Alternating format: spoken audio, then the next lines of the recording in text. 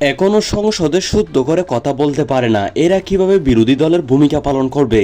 রাষ্ট্রপতি শাহাবুদ্দিন চুপ্পুর সরাসরি কটাক্ষ এনসিপি নেতাদের উদ্দেশ্যে। বাংলাদেশের রাষ্ট্রপতি মোহাম্মদ শাহাবুদ্দিন চুপ্পু সাম্প্রতিক এক বক্তব্যে জাতীয় নাগরিক পার্টি অর্থাৎ এনসিপির নেতাদের প্রতি তীব্র সমালোচনা করেছেন। এখনও সংসদে শুদ্ধ করে কথা বলতে পারে না, এরা কিভাবে বিরোধী দলের ভূমিকা পালন করবে? তাই এই মন্তব্যে রাজনৈতিক অঙ্গন নতুন করে উত্তেজনা সৃষ্টি হয়েছে। রাষ্ট্রপতি আরও বলেন, এনসিপি নেতা নাহিদ ইসলাম, হাসনাত আবদুল্লাহ সহ অন্যান্যরা সংসদে এসে শুদ্ধ বাংলায় কথা বলতে পারে না, এদের দেখে দেখে কথা বলতে হয়, উচ্চারণে ভুল করে।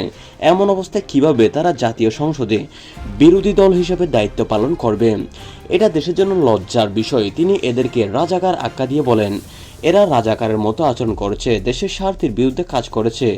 এই মন্তব্যের পটভূমি সাম্প্রতিক সংসদ অধিবেশনের ঘটনা উল্লেখযোগ্য। রাষ্ট্রপতির ভাষণের সময় এনসিপি জামায়াত ইসলামীর নেতৃত্বাধীন বিরোধী দল ওয়ার্কআউট করে এবং গেট আউট চুপ্পু, ফ্যাসিস্টদের দূষসহ বিভিন্ন স্লোগান দিয়ে প্রতিবাদ জানায়। হাসনাত আবদুল্লাহ সোশ্যাল মিডিয়ায় গেট আউট চুপ্পু পোস্ট করে ভাইরাল হন, আর নাহিদ ইসলাম রাষ্ট্রপতির অভিশংসন ও গ্রেপ্তারের দাবি তুলেন।